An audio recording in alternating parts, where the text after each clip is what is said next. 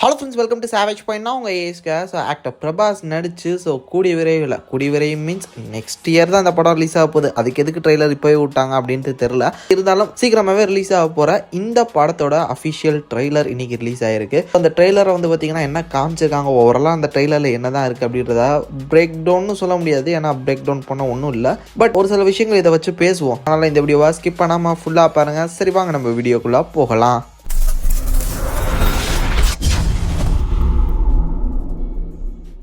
So இப்போ தான் ரீசெண்டாக என்னடா தெலுங்கு சினிமா எல்லாத்தையும் மிஞ்சிட்டு எல்லா இண்டஸ்ட்ரியும் தள்ளி விட்டுட்டு போய்கிட்டே இருக்குது அது பாட்டு மேலே அப்படின்ற மாதிரி பார்த்திங்கன்னா பேசியிருந்தோம். இப்போது மிராய் இது மாதிரியான படங்கள்லாம் பார்த்து அதோட விஷுவல், அதோட குவாலிட்டி, கண்டென்ட் இதை வச்செல்லாம் நம்ம பேசிகிட்டு இருக்கும்போது திடீர்னு எதுக்கு வரோம் அப்படின்னே தெரியாமல் ஒருத்தன் வரான் அப்படின்ற மாதிரி தான் பார்த்திங்கன்னா இந்த படத்தோட ட்ரெய்லர் லிட்ரலி இருந்தது. ஒரு பெரிய ஆக்டர், ஒரு பெரிய பாக்ஸ் ஆஃபீஸ் இருக்கக்கூடிய ஒரு ஆக்டரும் கூட பிரபாஸ், அவரை வச்சு கிட்டத்தட்ட ஏகப்பட்ட 1000 crores ஃபிலிம்ஸ் பார்த்திங்கன்னா ரீச் பண்ணி இருக்காங்க. அப்படி பாக்ஸ் ஆஃபீஸ்ல பட்டையை கிளப்பக்கூடிய ஒரு ஆக்டர், அவர் வச்சு ப்ரீவியஸா வந்த ஃபிலிம் விஷுவலி ஸ்டன்னிங்கான ஒரு ப்ராஜெக்ட் கல்கி அப்படின்னு சொல்லிட்டு ஒன்னும் கொஞ்சம் ஃபேமிலியா எடுத்திருக்கலாம், இல்ல கமர்ஷியலா கூட போயிருக்கலாம். லைக் விண்டேஜ் பிரபாஸ ரிபல் ஸ்டாரை காட்டுறா அப்படின்ற மாதிரி பாத்தீங்கன்னா கூட கொண்டு போயிருக்கலாம். பட் ஏன் ஹாரர் ஜானர் எடுத்தாங்க தெரியல. அதுல கொஞ்சம் செலவு பண்ணி விஎஃப்எக்ஸ் வச்சு நல்லா பண்ணிருக்கலாம், அதுவும் ஒழுங்கா பண்ணல.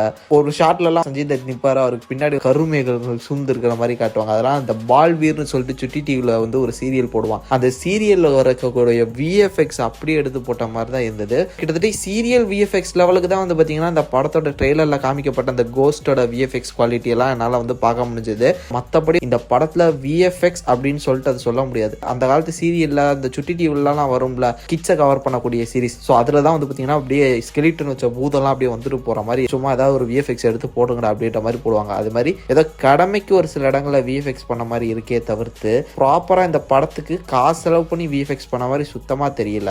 இது பாத்தீங்கன்னா மேஜரா இந்த படத்துல இருக்கக்கூடிய ஒரு பெரிய ரோஸ்ட் மெட்டீரியலா இருக்கும்னு இப்பவே தெரியுது. ஆஃப்டர் ரிலீஸுக்கு அப்புறம் எந்த அளவு எல்லா இண்டஸ்ட்ரியும் தெலுங்கு சினிமா அப்போ வாய போடுறாங்களோ, இந்த ஒரு ப்ராஜெக்டை வச்சே அடுத்த வருஷம் ஹோல் தெலுங்கு இண்டஸ்ட்ரியும் வச்சு அடிக்க போறாங்க. அதுக்கு எனக்கு தெரிஞ்சு ஒரு பெரிய ரோஸ்ட் மெட்டீரியலா இந்த ராஜா சாப் மாட்டிக்கும் அப்படின்னு நான் நினைக்கிறேன். கதையும் எனக்கு தெரிஞ்சு ரொம்ப பெரிய கதையெல்லாம் இல்லை. இது நம்ம ஆல்ரெடி நம்ம தமிழ் சினிமாவில் வந்த பல படங்களே பார்த்துருப்போம். லைக் காஞ்சனால கொஞ்சம், அரண்மனையில கொஞ்சம், காஷ்மோரா, அது மாதிரி எல்லாமே கிராஸ் ஓவர் ஆகிற மாதிரி இருக்கு. மோஸ்ட்லி காஞ்சனா அண்ட் அரண்மனை அந்த ஒரு ஸ்மெல் பாத்தீங்கன்னா ஹெவியா அடிக்குது அப்படின்ற மாதிரி. இதெல்லாம் தான் நான் பார்த்திக்கு எல்லாருமே வெறி ஆகி உட்காந்துருக்காங்க. இதெல்லாம் என்னடா வியாபாரம் ஆகாது அப்படின்ற மாதிரி தான் பாத்தீங்கன்னா இருக்கு. அங்க பிரபாஸ் சாருக்காக மட்டுமே பாத்தீங்கன்னா மேபி போகலாம். சொல்லுவாங்களா சில படங்கள்லாம் இது ஃபிளாப்புப்பா, ஆனா இந்த ஒரு ஆக்டருக்காக மட்டும்தான் ஓடிச்சு இந்த படம் இவ்வளவு அப்படின்ட்டு. அந்த மாதிரியான படமா தான் இது இருக்கும்னு எனக்கு என்னமோ தோணுது. ஒரு கமர்ஷியல் எலமெண்ட் இருக்கு இந்த படத்துல, அதை பார்க்கும் போதே தெரியுது. லைக் ஃபேமிலி, காமெடி, சாங்ஸ் இதெல்லாம் இருக்கும்னு நினைக்கிறேன். பட் அதை தாண்டி எந்த விதத்துலையும் இது பெரிய லெவல்ல பேய் படமா ஒரு ஹாரர் படமா இருக்க போறது இல்லை. ஒன்லி ஃபார் பிரபாஸ் ஃபேன்ஸ்ன்ற மாதிரி வேணா இதை விளம்பரப்படுத்தலாம். லைக் ஓஜி பிரபாஸ் அவரோட ஃபன்னு, அவரோட அந்த டான்ஸ், அந்த ஒரு மொமெண்ட்ஸ் எல்லாம் பாத்தீங்கன்னா அதில் காமிச்சிருக்கோம். அந்த மாதிரி சொல்லி ஏதாவது பண்ண வாய்ப்பு இருக்கு. பட் அந்த பிரபாஸோட ஸ்டைல் ஆஃப் ஃபிலிமை whole industry like Indian industries பார்த்ததில்லை. அவரை மோஸ்ட்லி பாகுபலியிலிருந்து தான் எல்லாருமே பார்த்துருக்கோம். அதுக்கு முன்னாடி அவர் இந்த மாதிரியான ஸ்டைல்ஸ் இதெல்லாம் என்ன ஏதுன்றதெல்லாம் பல பேருக்கு தெரியாது. அப்படி பார்க்கும்போது பெரிய ஹிட்டுக்கு அப்புறம் பிரபாஸ்க்கு இது ஒரு பெரிய செட்பேக்காக இருக்கும் தான் எனக்கு தோணுது. மற்றபடி இதில் பெரிய லெவலில் எனக்கு தெரிஞ்சு எதுவுமே இல்லை. சஞ்சய் தத் கேரக்டர் ஓப்பனாகவே சொல்லிடலாம், அவர் தான் வில்லனு.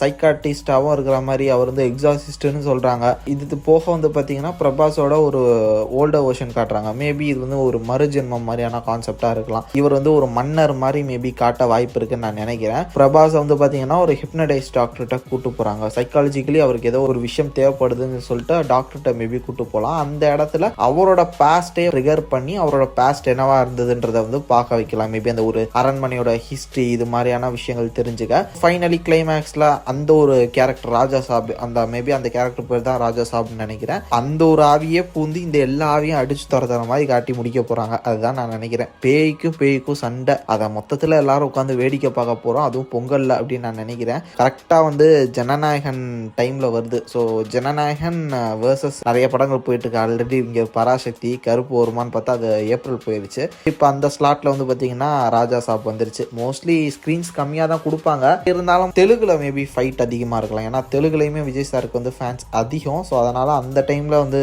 ஸ்க்ரீனிங் ப்ராப்ளம் மேபி இருக்கலாம்.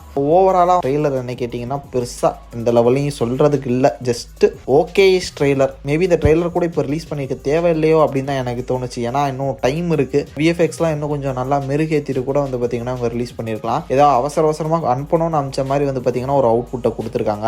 வெயிட் பண்ணி பார்ப்போம், டைம் இருக்குது. மேபி இந்த ஒரு விஎஃப்எக்ஸை வந்து சரி பண்ணிக்கிட்டாங்கன்னா தப்பிச்சாங்க, இல்லைனா ஆதி புருஷ்க்கு விழுந்த அதே அடி ராஜா சாபுக்கும் உள்ள வாய்ப்பு இருக்குது அப்படின்றது என்னோட கணிப்பு.